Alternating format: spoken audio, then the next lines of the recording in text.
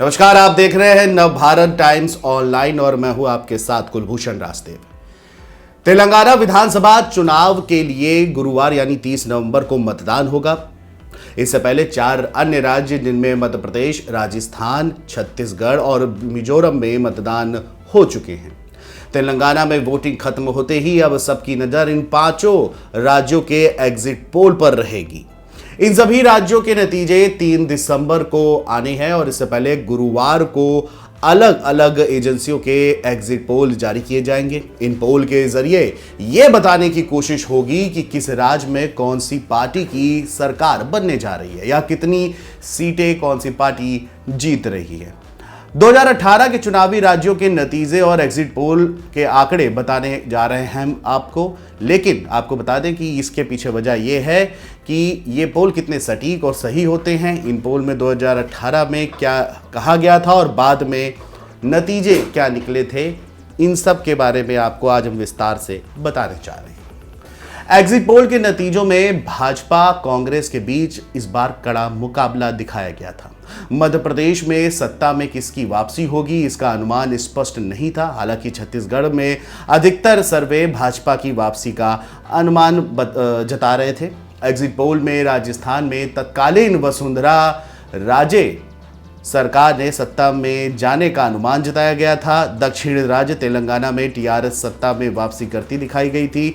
वहीं पूर्वोत्तर राज्य यानी मिजोरम में कांग्रेस की वापसी पर संशय जताया गया था और एमएनएफ को बढ़त दिखाई गई थी। तो ये बात 2018 की हो गई कि कैसे कैसे एग्जिट पोल में क्या क्या बताया गया था। अब मध्य प्रदेश के एग्जिट पोल की 2018 की बात करें तो प्रदेश में एग्जिट पोल में अधिकतर एजेंसियों ने बीजेपी और कांग्रेस के बीच कांटे की टक्कर का अनुमान जताया था। हालांकि एबीपी CSDS ने कांग्रेस को बहुमत दिया था।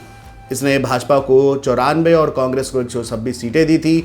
वहीं टाइम्स नाउ CNX के मुताबिक भाजपा को 126, कांग्रेस को 89 और अन्य को 15 सीटें मिली थी। न्यूज़ नेशन के अनुसार अगर बात करें तो बीजेपी को 108 से 112, कांग्रेस को 105 से 109 और अन्य को 11 से 15 सीटें मिली थी।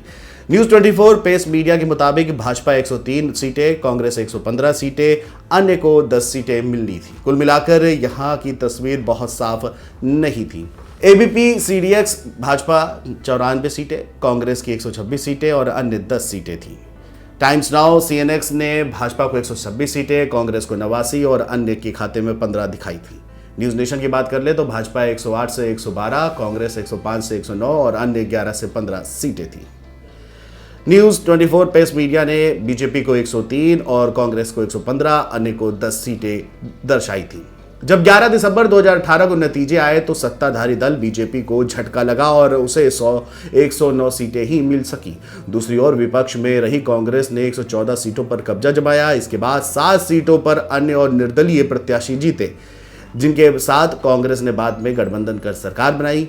राजस्थान एग्जिट पोल की अगर बात कर लेते हैं तो प्रदेश में सभी एजेंसियों ने अपने एग्जिट पोल में भाजपा के सरकार में से जाने और कांग्रेस के सत्ता में आने का अनुमान जताया था। एग्जिट पोल में राजस्थान में सत्ता विरोधी रुझान साफ नजर आया था। यहां पर सियासी मिजाज भी यही कहता रहा कि हर 5 साल बाद जनता सरकार बदल देती है और यही देखना है कि इस बार भी रिवाज बदलता है या नहीं। टाइम्स नाउ CNX के मुताबिक राजस्थान में बीजेपी को 85, कांग्रेस को 105 और अन्य को 9 सीटें थी। आज तक एक्सिस माई इंडिया ने अपने अनुमान में बीजेपी को 63, कांग्रेस को 130 सीटें और अन्य को 6 सीटें दी थी। रिपब्लिक जन की बात के अनुसार बीजेपी को राजस्थान में 93, कांग्रेस को 91 सीटें और अन्य को 15 सीटें मिलनी थी।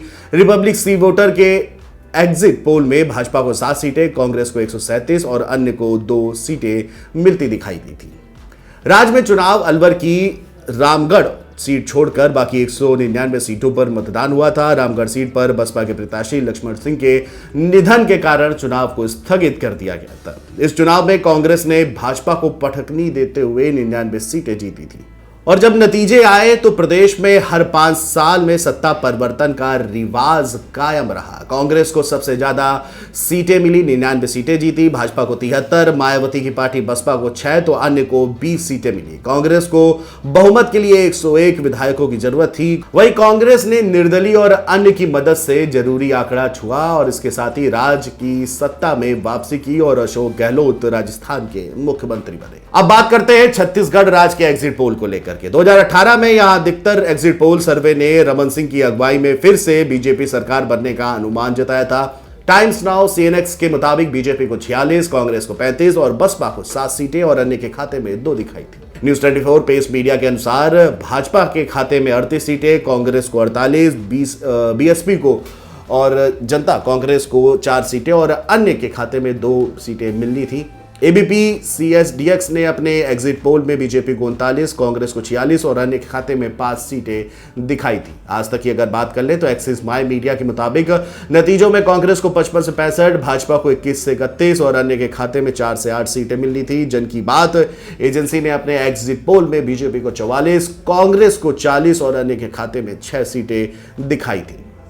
न्यूज नेशन की बात करें तो छत्तीसगढ़ में बीजेपी को उसने 38 से 42 सीटें, कांग्रेस को 40 से 44 और जेसीसी ने को अन्य 4 से 8 सीटें और अन्य के खाते में 4 सीटें मिलनी बताई थी।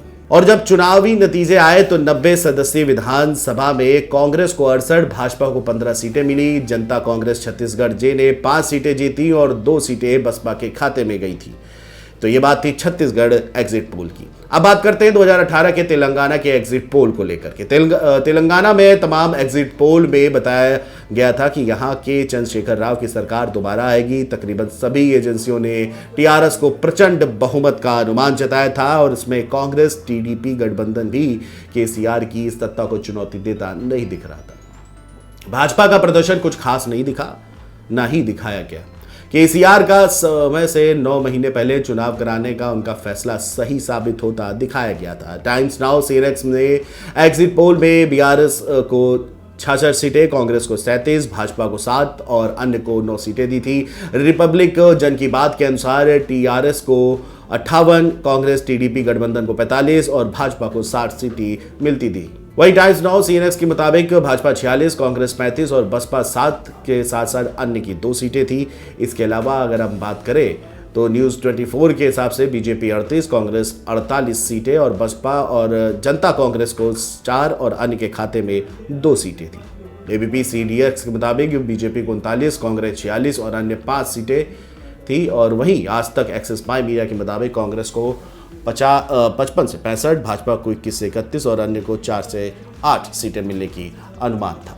वहीं चुनावी नतीजों में 119 सदस्यीय विधानसभा में बीआरएस यानी कि उस तत्कालीन टीआरएस को सबसे ज्यादा 88 सीटें मिली थी। इसके बाद कांग्रेस को 19, आईएमआईएम को 7, टीडीपी को 2, भाजपा को 1 और एआईएफबी को 1 सीट मिली थी। इसके अलावा 1 सीट पर निर्दलीय प्रत्याशी की भी जीत हुई थी। अब बात कर लेते हैं मिजोरम के एग्जिट पोल 2008 को लेकर के।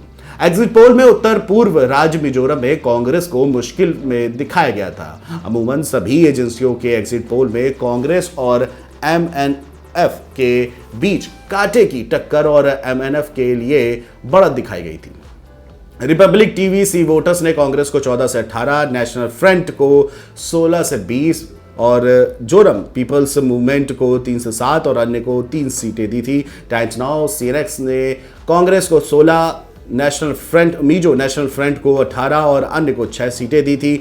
न्यूज़ एक्स के नेता के एग्जिट पोल के में कांग्रेस को 15 सीटें मिली थी, मिजो नेशनल फ्रंट को 19 और अन्य को 6 सीटें मिलती दिखाई गई थी। रिपब्लिक टीवी सी वोटर्स में कांग्रेस 14 से 18, एमएनएफ 16 से 20 और जेपीएम 3 से 7 और अन्य के खाते में 3 सीटें मिजोरम में दर्शाई गई थी।